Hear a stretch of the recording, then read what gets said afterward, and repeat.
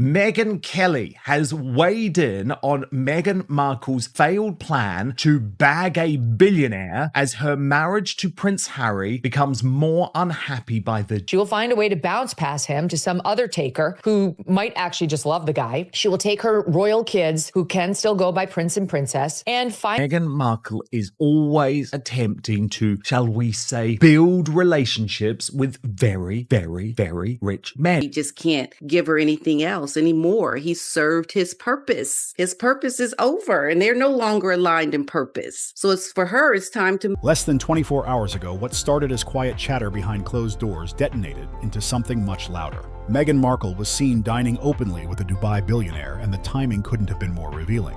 While Prince Harry's royal relevance appears to be slipping further into the background, Meghan wasn't hiding, wasn't laying low, and certainly wasn't trying to look discreet. This wasn't a casual lunch, this wasn't an accidental sighting, and it definitely wasn't just two people grabbing a bite. The setting, the visibility, and the timing all point to something far more deliberate. Meghan didn't just step out. She stepped forward, past Harry, past the crumbling narrative of their royal exit, and straight into a new spotlight.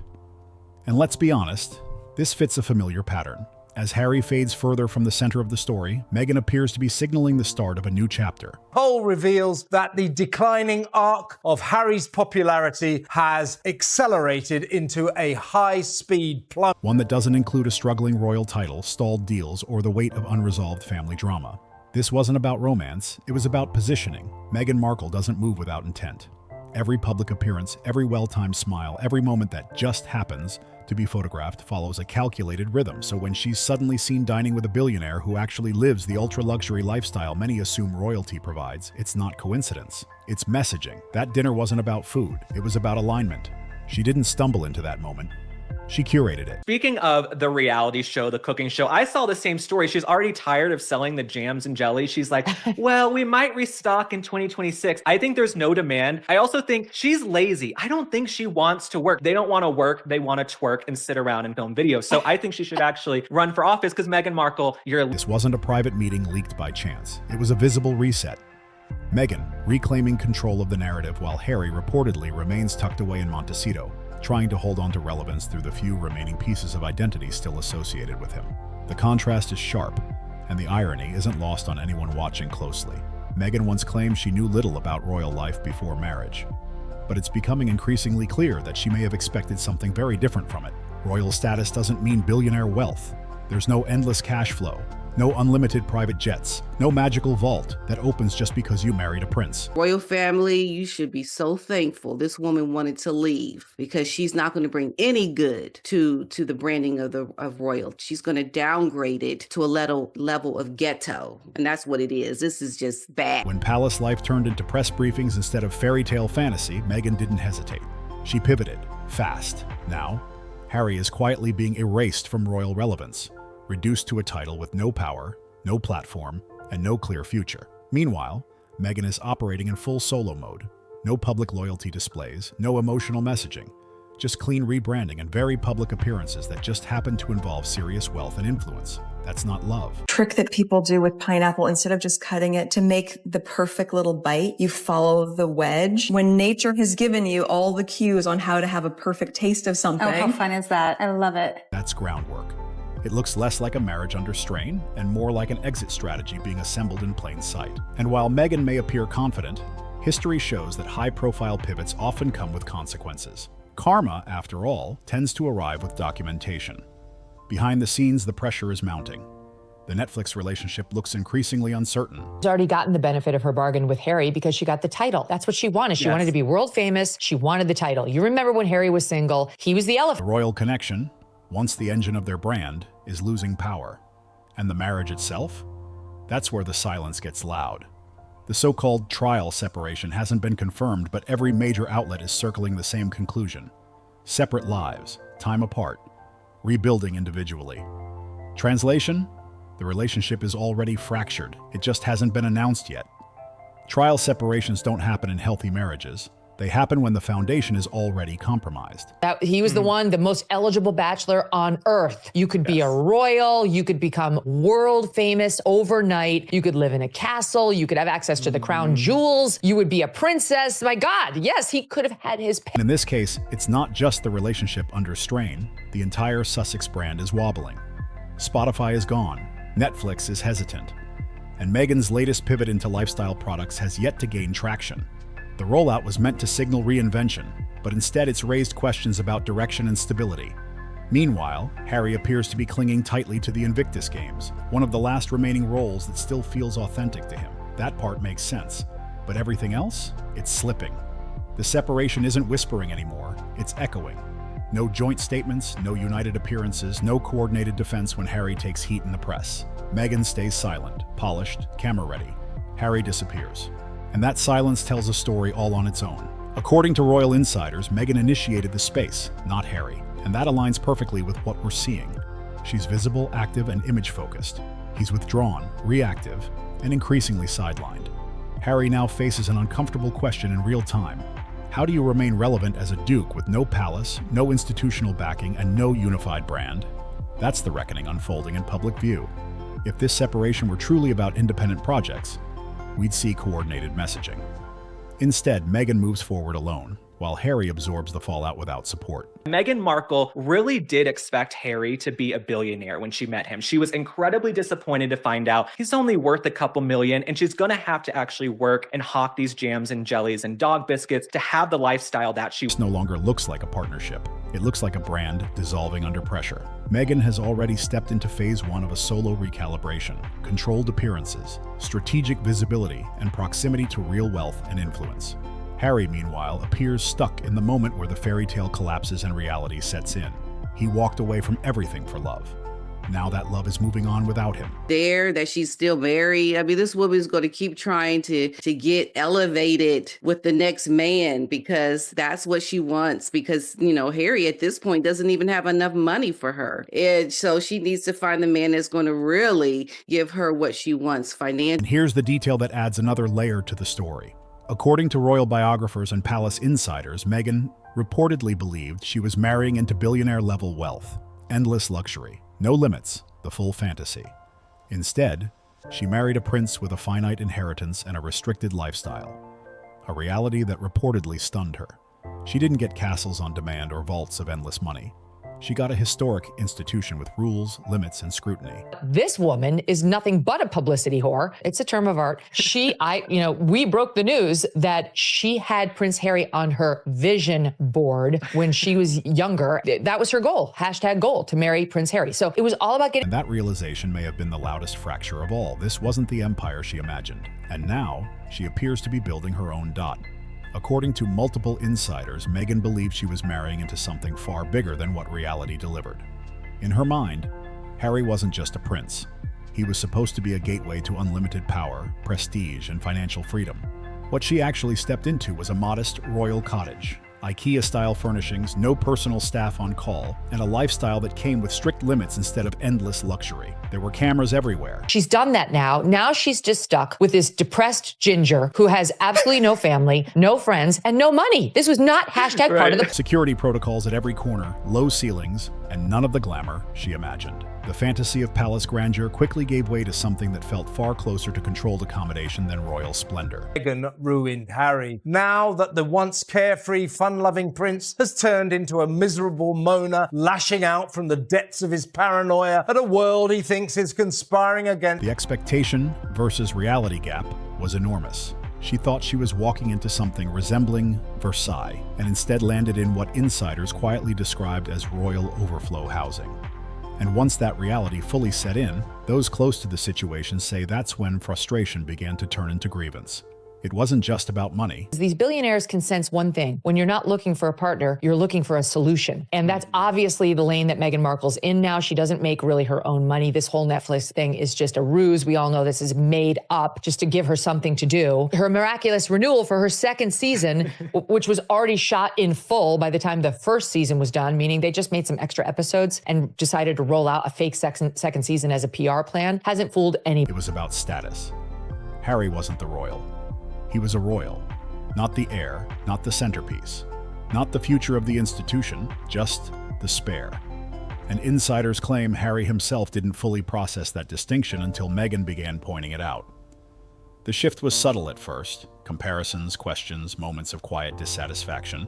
But once that seed was planted, it grew fast. They're not even sure if she's going to make more jam. That thing's already dwindling on the vine. Everything she touches turns to shit. And I think every sort of creative person behind her or deep pocket behind her knows it's an extraordinary risk. She's too toxic to Why aren't we the main characters? That's when the narrative changed, from opportunity to injustice, from privilege to perceived mistreatment. And from that moment on, the story found its voice. Meghan is not unaware. She understands optics, timing, and how to dominate a media cycle. So it's not a stretch to believe she entered royal life assuming the prince package included global power, private jets, unlimited access, and a lifestyle matching the world's wealthiest elite. This woman is being paid millions of dollars to show how to cut into a pineapple. Oh my God. Who the hell is sated by one tiny little bite of pineapple? Are you taking cooking advice from Meghan Markle in the kitchen? No, I wouldn't take any of the advice on her. Instead, she married a man carrying unresolved family pain, decades of scrutiny, and a financial reality that could support comfort, not excess. Enough to secure a Montecito mortgage, but nowhere near the billionaire lifestyle she appeared to expect. When that illusion collapsed, the pivot began. She didn't get the fairy tale she imagined, so she started writing a different ending. Meghan doesn't do anything halfway, emotionally or financially, and now, with billionaire circles quietly forming around her, branding shifting and solo visibility increasing, the outline of an exit strategy is becoming harder to ignore. Harry, meanwhile, may only now be realizing that he might have been the stepping stone, and that Meghan is already scanning for a better fit. Then there was the moment that sent social media into overdrive, the blinking. A resurfaced clip went viral where Meghan was asked a simple question. Do you see yourself married forever? She technically answered yes, but her body language told a very different story. Multiple blinks, a delayed smile, a half-formed shrug, the kind of response that feels more like buffering than belief. It wasn't confidence, it wasn't warmth, it was hesitation. Body language analysts jumped in immediately, but most viewers didn't need expert commentary. Anyone who's ever watched a relationship unravel recognized it instantly. That wasn't love. That was crisis management. The timing only made it louder. That clip resurfaced the same week. Reports of the billionaire dinner began circulating. Call it coincidence or call it choreography. Either way, the contrast was impossible to ignore. Her recent interviews have followed the same pattern. No nostalgic stories. No affectionate references, no shared memories, just abstract language about growth, healing, and reinvention. Translation: I'm preparing my exit. Please stop asking about the man I once sold as the fairy tale. At the same time, Harry continues appearing at charity events, leaning into purpose-driven work, visibly committed to the identity he still believes they share. To many observers, he looks loyal, hopeful, and painfully unaware that the brand he's defending has already shifted focus. That viral blink wasn't nerves. It was a countdown. Meghan isn't playing house anymore. She's playing strategy. Every pause, every silence, every vague response advances the board. And while she's thinking several moves ahead, Harry still appears to be playing a different game entirely. Silence doesn't mean confusion here. It means calculation. There are no unity photos, no coordinated messaging, no matching appearances, just deliberate absence. And absence, when timed correctly, speaks louder than any statement. Watch the branding closely. Harry's presence has been reduced piece by piece, cleanly, quietly, surgically. The shared identity has been replaced. The messaging has shifted. One name, one face, one brand. This isn't a simple business pivot. It's a controlled separation wrapped in lifestyle aesthetics. Meghan was always more keynote launch than royal duty. The crown gave her heat, not direction. And now she's refining her own image, carefully removing elements that no longer serve the narrative. Behind the scenes, a new storyline is already being tested. Sources suddenly suggest Harry is emotionally draining, that he's stuck in the past, that he's not the partner she thought he was. The irony is hard to miss. She married a man publicly defined by trauma and displacement, and now seems surprised by exactly that. This doesn't read as confusion. It reads as preparation. The emotional exit before the legal one. The shift from power couple to she tried. She's not drafting a joint statement. She's lining up a solo spread, California light, soft language, a narrative centered on healing after turbulence. That's not heartbreak, that's headline engineering. And here's the part that complicates everything. It might actually work. Sympathy could swing fast. Meanwhile, Harry continues defending a story that may already be archived on her phone. But the timing, the silence, the leaks, the spacing, it's starting to look too precise to ignore. People are noticing. And not in the way Meghan would want. Hollywood isn't rolling out the red carpet anymore. The smiles are thinner, the invitations quieter, the whispers are getting louder that she's drifting into a category no one wants to touch for too long. High risk, high maintenance, low reward. The same crowd that once leaned in is now giving side-eye over overpriced lattes, scrolling past lifestyle content that feels less aspirational and more forced. Because here's the uncomfortable truth. Billionaires, studio heads, and serious power players don't chase desperation. And lately, that's the energy this rebrand is giving off. Even the leaks aren't helping. They're not painting her as misunderstood or ahead of her time. They're painting her as overly calculated. Strategic, yes, but not powerful. Intentional, but not inspiring. Controlled, but not confident. The difference matters. One insider reportedly said, "She's trying too hard to look normal." And that's where it falls apart. When authenticity has to be rehearsed, people feel it instantly. The charm starts thinning, the act starts showing. And those doors that once opened automatically at the word Duchess are now closing quietly, politely and permanently. Even elite prospects aren't biting. Here's the cold reality no PR firm can spin. Men at that level can sense motive immediately. And right now, Meghan is radiating motive. Not romance, not partnership, motive. Like a candle labeled exit strategy. Then came that panel moment. The recycled dish soap story. Again, same beats, same delivery, same pauses. But this time, the room didn't clap. And it wasn't awkward silence, it was recognition. The kind that happens when people realize they've heard the same story too many times. When a narrative never evolves, it stops being inspiring and starts sounding stuck. The reaction afterward was colder than criticism. It was disengagement. And in Hollywood, that's the real end. Once the strings become visible, the performance is finished. Not because someone was bold, but because the act wore thin. This isn't backlash, it's fatigue. Fatigue from repetition, from recycled messaging, from watching someone insist they're evolving while telling the same story over and over again. And while no one announces it publicly, the industry has already moved on. Quietly, cleanly, without drama. So here we are. Divorce papers or not, one thing is clear. This marriage is over in spirit.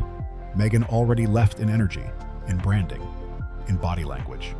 Harry, meanwhile, looks like someone still standing on set long after the camera stopped rolling, wondering when his co-star slipped out the side door. This isn't a rough patch, it's a controlled demolition. A soft launch separation disguised as independence. Meghan is already boarding another flight. Perfect lighting, no visible baggage. Harry is still waiting at the gate for a boarding call that isn't coming. The signs aren't subtle, they're everywhere. The blinks, the silence, the leaks. This wasn't a fairy tale that accidentally fell apart. It was a calculated partnership nearing its expiration date. Meghan is moving forward. Harry is looking backward. And the chapter he's trying to hold on to? It's already been closed. So what do you think? Was this the biggest royal hustle of the decade, or did Harry fall for a story that was never really about him? If this breakdown made you think, like the video, subscribe for more deep dives and share your thoughts in the comments. There's another video waiting for you right now, and we'll see you there.